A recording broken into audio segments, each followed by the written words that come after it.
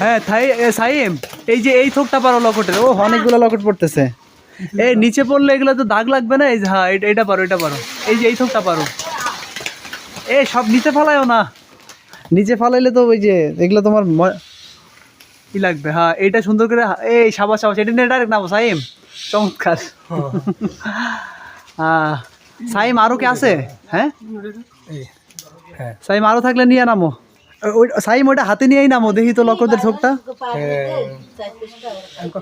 হ্যাঁ ও আলহামদুলিল্লাহ আমাদের কাছে লকট। সাইম দেখি, ও ফালে না ফালে না ফালে না, এটা হাতে নিয়ে নামো, হাতে নিয়ে নামো, ফালায় না, হাতে নিয়ে নামো দেখি। বাহ লকেটগুলো তো অনেক সুন্দর, মানে সেই কিন্তু সাইজ দেখছো চমৎকার অনেক। না তা তো অবশ্যই, মানে এই যে লকেটটা তুমি কিন্তু দেখো, মানে এটা কিন্তু চমৎকার, এটা চাইলে তুমি ঢাকা বেশি কিন্তু পাবা না, ঠিক আছে? মানে এক থোক এই যে পিওর জিনিস, এটা তুমি তো মানে কোথাও মানে টাকা দিয়ে পাবা না। এই যে গাছ থেকে নগদ নামাইছে, এতে একটা সিরা খাও তো, মানে সেই দেখি কেমন, মানে সেই একটা খেয়ে দেখি কেমন স্বাদ ভাই, সেই স্বাদ। আরেকটা খেয়ে দেখি, অনেক মজা, অনেক মিষ্টি, ভালো স্বাদ, মানে রসালো একদম, সেই স্বাদ, ভালো লাগলো।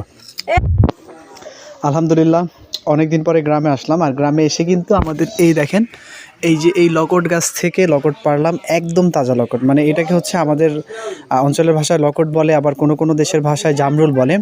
মানে একদম পিওর, এই যে মাত্র আমাদের গাছ থেকে এক থোক পেরেছি, মানে চমৎকার স্বাদ। আপনারা খেলে বুঝতে পারবেন যে মানে এতটাই সুস্বাদু এই খাবারগুলো, মানে সেই। দেখো তো আমি একটা ছিঁড়ে খাই, দেখি তো কেমন। এই দেখেন একটা ছিঁড়তেছি, মানে এতটাই পিওর, একদম পিওর। মানে আপনারা যদি এই ধরনের স্বাদের খাবার খেতে যান, এটার কিন্তু গ্রামের কোনো বিকল্প নাই। একটা খেয়ে দেখি, আলহামদুলিল্লাহ, ও সেই সেই স্বাদ, ভালো।